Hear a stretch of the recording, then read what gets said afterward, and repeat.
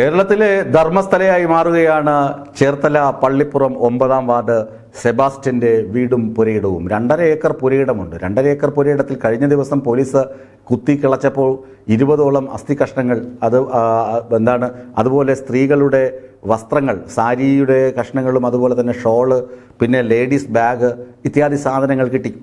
കത്തിക്കരിഞ്ഞ അവസ്ഥയിലുള്ള മൃതദേഹാവശിഷ്ടങ്ങളാണ് കണ്ടെത്തിയത്. കുളം വറ്റിച്ചു, കിണർ വറ്റിച്ചു, സെപ്റ്റിക് ടാങ്ക് വറ്റിച്ചു നോക്കി. അതുപോലെ തന്നെ ഇയാളുടെ വീട്ടിനകത്ത് പുതുതായി ഗ്രാനൈറ്റിട്ട ഭാഗം ഇളക്കി നോക്കി. അങ്ങനെ പല പരിശോധനകളും നടത്തി ഓരോരോ തെളിവുകൾ ഇങ്ങനെ ശേഖരിച്ചു കൊണ്ടിരിക്കുകയാണ്. ഈ ബിന്ദു പത്മനാഭന്റെ തിരോധാനവുമായി ബന്ധപ്പെട്ടാണ് ആദ്യമായി സെബാസ്റ്റ്യൻ ഈ കേസുകളിൽ പെടുന്നത്. സെബാസ്റ്റ്യന് ഒരു 11 വയസ്സുകാരിയായ മകളുണ്ട്, ഭാര്യയുണ്ട്. ഏറ്റുമാനൂരാണ് അവർ താമസിക്കുന്നത്. ഇയാൾക്കാണെങ്കിൽ കുടുംബത്തിൽ താമസിക്കുന്നതിനോട് താല്പര്യമില്ല. ഇയാൾ ലോഡ്ജിൽ താമസിക്കുന്ന അമ്മാവനാണ്. ഈ അമ്മാവൻ പല സ്ത്രീകളുമായും ഇല്ലീഗൽ ബിസിനസ്സുകൾ നടത്തിയിരുന്നു. ഒറ്റയ്ക്ക് താമസിക്കുന്ന സ്ത്രീകൾ, ആരോരുമില്ലാത്ത സ്ത്രീകൾ, സമ്പന്നരായ സ്ത്രീകൾ, ഇവരെയൊക്കെ ചാക്കിട്ട് പിടിച്ച് ഇവരുടെ വസ്തു വിറ്റ് തരാം, നിങ്ങൾക്ക് കുറെ കൂടി മെച്ചപ്പെട്ട സ്ഥലം വാങ്ങിത്തരാമെന്നൊക്കെ അടുത്തുകൂടി ഈ സ്ഥലങ്ങളൊക്കെ അടിച്ചു മാറ്റുക. ഇതൊക്കെയാണ് ഇയാളുടെ രീതി. തിരിച്ച് ചോദിക്കുമ്പോൾ അവരെ ഇല്ലായ്മ ചെയ്യുക. ഇനി ഇപ്പോൾ അന്വേഷിക്കുന്നത് 3 പേരുടെ തിരോധാനമാണ്. 1 ബിന്ദു, 2 ജൈനമ്മ, 3 സിന്ധു എന്ന് പറയുന്ന ഒരു സ്ത്രീ, 4 ഐഷ. ഇങ്ങനെ 4 സ്ത്രീകളുടെ തിരോധാനവുമായി ബന്ധപ്പെട്ടാണ് ഈ സെബാസ്റ്റ്യൻ ഇപ്പോൾ പ്രതിക്കൂട്ടിൽ നിൽക്കുന്നത്. ഇനി ഇതിലധികം സ്ത്രീകൾ ഇതിനകത്ത് ഉൾപ്പെട്ടിട്ടുണ്ടോ, ഇതിലധികം ആളുകളെ ഇയാൾ ഇരയാക്കിയിട്ടുണ്ടോ എന്നൊക്കെ അന്വേഷണത്തിലെ തെളിയുകയുള്ളൂ. ഇപ്പോൾ സെബാസ്റ്റ്യൻ എന്ന് പറയുന്നത് ഒരു സൈക്കോ കില്ലർ ആണ്. സൈക്കോ ആണോ എന്ന് ചോദിച്ചാൽ സൈക്കോ ആണെന്ന് തെളിയിക്കുന്ന തരത്തിലുള്ള മെഡിക്കൽ റിപ്പോർട്ടുകളൊന്നും പുറത്തു വന്നിട്ടില്ല. നമുക്കിങ്ങനെ ചുമ്മാ ഒരു പദം വയ്ക്കാമെന്ന് മാത്രം. ഇനി അയാൾ എന്താണ് കൃത്യമായി ആസൂത്രണം ചെയ്ത് നടപ്പിലാക്കിയത്, അതാണ് ശ്രദ്ധിക്കേണ്ടത്. ഈ സെബാസ്റ്റ്യൻ ഈ 4 സ്ത്രീകളെ കൊലപ്പെടുത്തിയോ ഇല്ലയോ എന്നതൊക്കെ പോലീസ് അന്വേഷിച്ച് കണ്ടുപിടിക്കേണ്ടതാണ്. ഇപ്പോൾ കിട്ടിയ ശരീരാവശിഷ്ടങ്ങൾ ജൈനമ്മയുടേതാണോ, ബിന്ദുവിൻ്റേതാണോ, അതോ സിന്ധുവിൻ്റേതാണോ, അതോ ഐഷയുടേതാണോ എന്നൊക്കെ പോലീസ് കണ്ടെത്തണം. ഇവരിൽ ചില ബന്ധുക്കളുടെ DNA സാമ്പിളുകളൊക്കെ എടുത്ത് പരിശോധനയ്ക്ക് അയച്ചിട്ടുണ്ട്. ഒരുപക്ഷെ ഇന്നോ നാളെയോ അതിൻ്റെ ഫലമൊക്കെ കിട്ടും. അങ്ങനെയാണെങ്കിൽ ഇപ്പോൾ ജൈനമ്മയാണ് കൊല്ലപ്പെട്ടതെങ്കിൽ ജൈനമ്മയുടെ ബന്ധുക്കളുടെ DNA സാമ്പിളുമായി ആ മൃതദേഹാവശിഷ്ടങ്ങൾ ചേർച്ചയുണ്ടെങ്കിൽ അത് ജൈനമ്മയാണെന്ന് സ്ഥിരീകരിക്കാം. ഇപ്പോൾ ജൈനമ്മ ആണ് കൊല്ലപ്പെട്ടത്, അല്ലെങ്കിൽ ബിന്ദു പത്മനാഭനാണ് കൊല്ലപ്പെട്ടത്, അല്ലെങ്കിൽ ഐഷയാണ്, സിന്ധുവാണ്, ആരാണ് കൊല്ലപ്പെട്ടതെങ്കിലും ഇയാൾ എങ്ങനെയാണ് ഇതൊക്കെ ആസൂത്രണം ചെയ്തത് എന്നത് ഒരു ത്രില്ലർ സിനിമയെ വെല്ലുന്ന കഥയാണ്. ഈ 68കാരൻ കാലങ്ങളായി 2002 മുതൽ തുടങ്ങിയതാണ് ഈ പരിപാടി. 2002-2003 മുതൽ തുടങ്ങിയതാണ് ഈ പരിപാടി, തട്ടിപ്പും വെട്ടിപ്പും. ഏകദേശം ഇയാൾക്ക് 40 വയസ്സുള്ളപ്പോഴെന്ന് നമുക്ക് കണക്കാക്കാം. ഏകദേശം 40-45 വയസ്സുള്ളപ്പോഴാണ് ഇയാൾ ഈ രംഗത്തേക്ക് വരുന്നത്. അതിനു മുമ്പ് റിയൽ എസ്റ്റേറ്റ് ഉണ്ടായിരിക്കാം. ഇയാൾ ആദ്യം ചെയ്തത് എന്താണ്? സർക്കാർ ഭൂമി എന്ന് കണ്ടുകെട്ടിയ ഒരു സ്ഥലം പോക്കുവരവ് ചെയ്ത് വിൽപ്പന നടത്തുകയാണ്. പിന്നീട് അത് ജപ്തി, എന്നിട്ട് ആ സ്ഥലവും പറമ്പും പണയം വെച്ച് ബാങ്കിൽ നിന്ന് ലോൺ എടുക്കുന്നു. ലോൺ തിരിച്ചടയ്ക്കാതെ വന്നപ്പോൾ ബാങ്കുകാർ ജപ്തിക്ക് വരുമ്പോൾ മാത്രമാണ് ഇത് സർക്കാർ അറ്റാച്ച് ചെയ്ത ഭൂമിയാണെന്ന് മനസ്സിലാകുന്നത്. അങ്ങനെ വലിയൊരു തരികിട കാണിച്ച വ്യക്തിയാണ് സെബാസ്റ്റ്യൻ. അയാളുടെ ആദ്യ തരികിട അങ്ങനെയാണ് തുടങ്ങുന്നത്. അതിനുശേഷമാണ് ഈ ഇരകൾ വരുന്നത്. ഇരകളായ സ്ത്രീകൾക്കൊക്കെ കോടീശ്വരികളായിരുന്നു, ലക്ഷപ്രഭുക്കളായിരുന്നു. ഇതിൽ ബിന്ദു എന്ന് പറയുന്ന ലേഡി മൊബൈൽ ഫോൺ ഉപയോഗിച്ചിരുന്നില്ല. അതുകൊണ്ടാണ് ബിന്ദു ഈ സെബാസ്റ്റ്യന്റെ വീട്ടുവളപ്പിലാണോ അന്ത്യവിശ്രമം കൊള്ളുന്നത് എന്നൊന്നും നമുക്ക് പറയാൻ കഴിയില്ല. ബിന്ദുവിന്റെ തിരോധാനം കേസ് രജിസ്റ്റർ ചെയ്യപ്പെട്ടത് തന്നെ ഏറെ വൈകിയാണ്. അവരെ കാണാതെ പോയിട്ട് വളരെ വൈകിയാണ് അവരുടെ കേസ് രജിസ്റ്റർ ചെയ്യപ്പെടുന്നത് തന്നെ. അതുകൊണ്ട് തന്നെ അതിൻ്റെ തെളിവുകളൊക്കെ തേഞ്ഞുമാഞ്ഞു പോയിട്ടുണ്ടാകുമെന്ന് ഈ സെബാസ്റ്റ്യനാണ് അവരുടെ ഘാതകനെങ്കിൽ സെബാസ്റ്റ്യന് കൃത്യമായി അറിയാം. അതുപോലെ തന്നെ സിന്ധു, വൈഷ എന്നിവരുടെയൊക്കെയും മൃതദേഹങ്ങൾ ഇയാൾ സംസ്കരിച്ച രീതി, അല്ലെങ്കിൽ ഇയാൾ മറവ് ചെയ്ത രീതിയൊക്കെ ഇയാൾക്ക് മാത്രമേ അറിയാവൂ. ഇപ്പോൾ ഇയാൾ ജൈനമ്മയുടെ മൊബൈൽ ഫോൺ കണ്ടെത്തിയെന്ന് പറയുന്നു, ഒരു ജപമാല കണ്ടെത്തിയെന്ന് പറയുന്നു.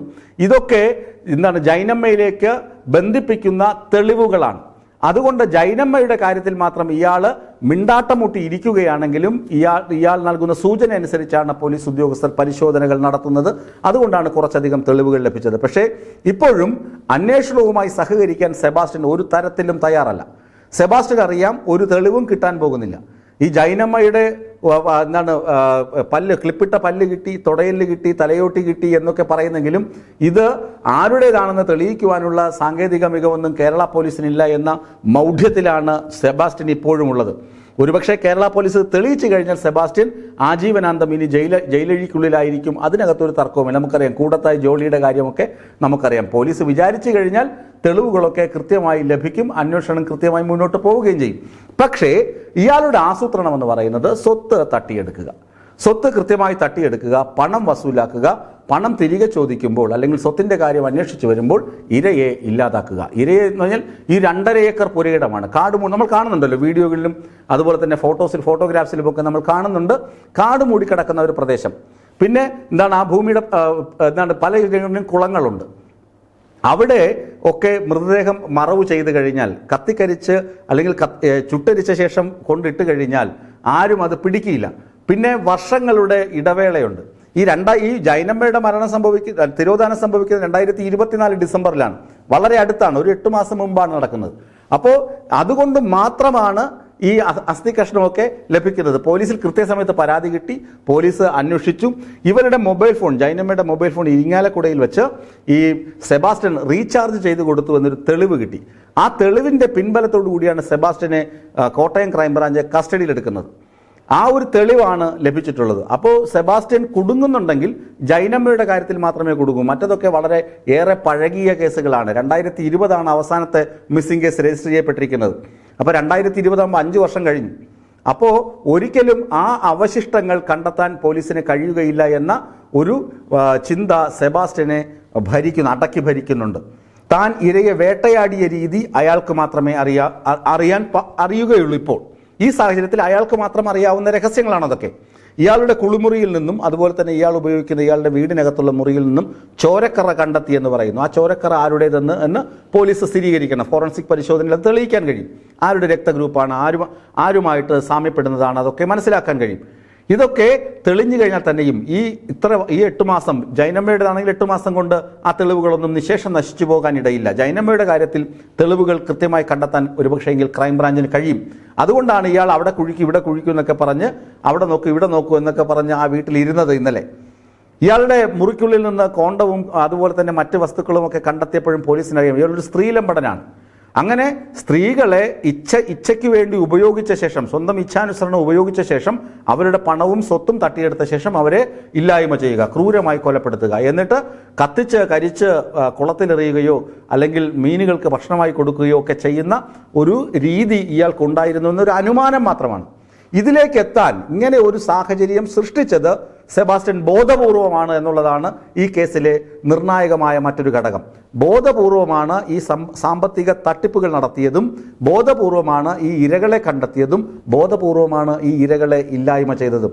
അതുകൊണ്ടാണ് സെബാസ്റ്റ്യൻ ബുദ്ധിമാനായ സൈക്കോ കില്ലർ അല്ലെങ്കിൽ സൈക്കോ സീരിയൽ കില്ലർ എന്ന പേരിന് അർഹനായിത്തീരുന്നത്. ചുരുക്കി പറഞ്ഞാൽ ഈ കാണാതെ പോയ സ്ത്രീകൾ എല്ലാ ആളുകളും തന്നെ സെബാസ്റ്റ്യൻ്റെ ഇരകളായിരുന്നു എന്നതിൽ തിട്ടമില്ല.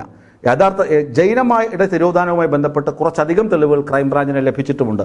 മറ്റ് സ്ത്രീകളുടെ കാര്യത്തിൽ ലഭിച്ച തെളിവുകൾ, അതായത് സാരിത്തുമ്പ്, ഷോള്, ലേഡീസ് ബാഗ്, കൊന്ത, ഇതൊക്കെ മറ്റ് സ്ത്രീകളുടേതാണോ, ഐഷയുടേതാണോ, സിന്ധുവിൻ്റെതാണോ, ബിന്ദുവിൻ്റെതാണോ, ജൈനമ്മയുടേതാണോ എന്നൊക്കെ തിരിച്ചറിയണമെങ്കിൽ തന്നെ കുറേ നാളുകൾ എടുക്കും. അപ്പോൾ തൻ്റെ ഇരകളെ താൻ വേട്ടയാടിയത് എങ്ങനെയെന്ന് അറിയാവുന്ന ഏക വ്യക്തി സെബാസ്റ്റ്യനാണ്. ആ കാര്യങ്ങൾ പോലീസിനോട് ഡിസ്ക്ലോസ് ചെയ്യാൻ സെബാസ്റ്റ്യൻ തയ്യാറാകാത്തിടത്തോളം കാലം അതിന് പോലീസിന് തെളിവുകൾ ലഭിക്കുകയില്ല എന്ന ഉറച്ച ബോധ്യത്തിൽ നിന്നാണ് സെബാസ്റ്റ്യൻ ഇപ്പോൾ മസിൽ പിടിച്ചിരിക്കുന്നത്. സെബാസ്റ്റ്യൻ പഠിച്ച കള്ളനെന്ന് പോലീസ് പറയുന്നത് അതുകൊണ്ട് തന്നെയാണ്. ഇയാളുടെ 2.5 ഏക്കർ പുരയിടം ഇനി ഉഴുതുമറിച്ചാൽ തന്നെ എത്രമാത്രം തെളിവുകൾ ലഭ്യമാകുമെന്ന് ഇപ്പോൾ വ്യക്തവുമല്ല.